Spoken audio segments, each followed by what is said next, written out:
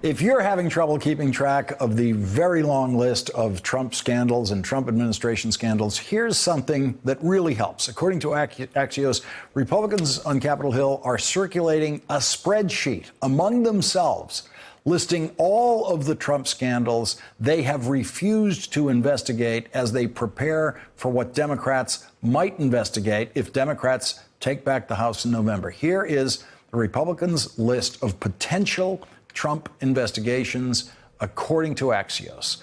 Trump's tax returns, Trump family businesses, Trump's dealings with Russia, the payment to Stormy Daniels, James Comey's firing, Trump's firing of U.S. attorneys, Trump's proposed transgender ban for the military, Treasury Secretary Steven Mnuchin's business dealings, White House staff personal email use, Cabinet Secretary travel, office expenses and other misused perks, discussion of classified information at Mar-a-Lago, Jared Kushner's ethics law compliance, dismissal of members of the EPA Board of Scientific Counselors, the travel ban, family separation policy, hurricane response in Puerto Rico, election security and hacking attempts, and White House security clearances.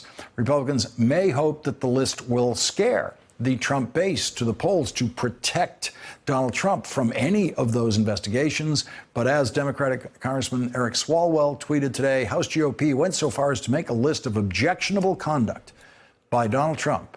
So if they know, why won't they investigate this stuff?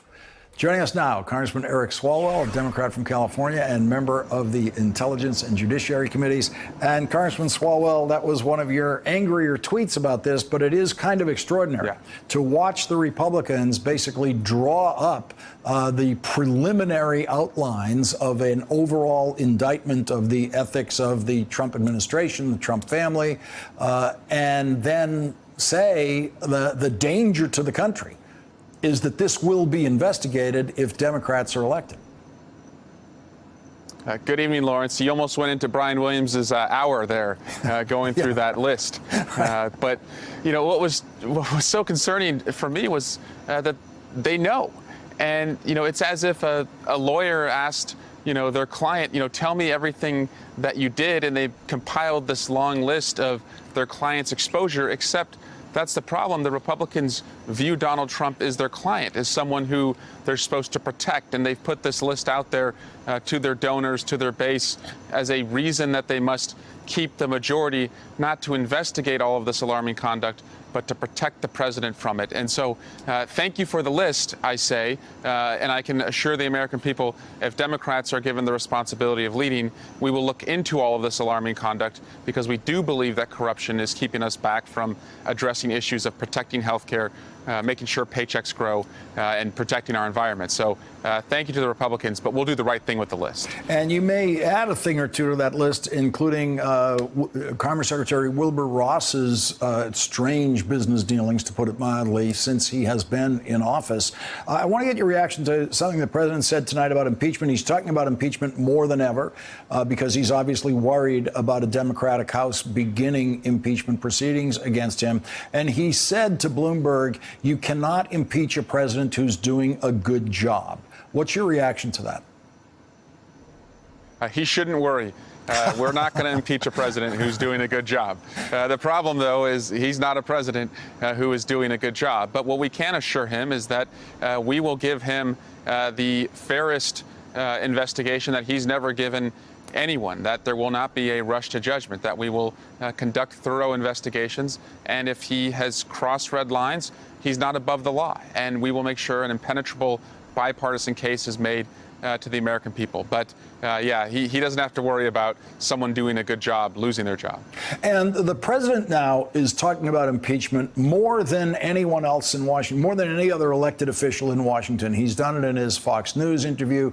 He did it again in his Bloomberg interview today, talked about impeachment repeatedly. He offered the theory on impeachment, that not only that you cannot impeach a president who's doing a good job, but that there's a very high bar to get over, and that all legal scholars agree that it's impossible to reach that and anything like that in what we've seen of the evidence against Donald Trump.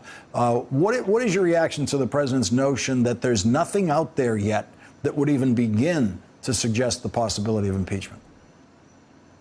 There's certainly a lot out there, Lawrence, to investigate and probe. And again, we will do that.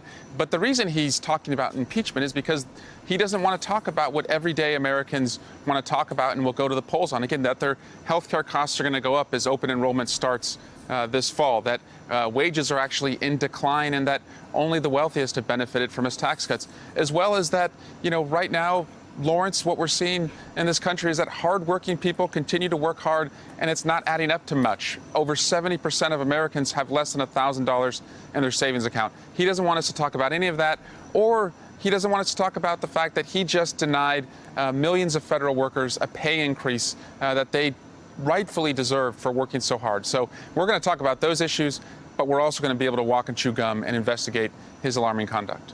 Congressman Eric Swalwell, thank you very much for joining us tonight. Thanks for checking out our YouTube channel. Subscribe by clicking on the button below for more from The Last Word and the rest of MSNBC.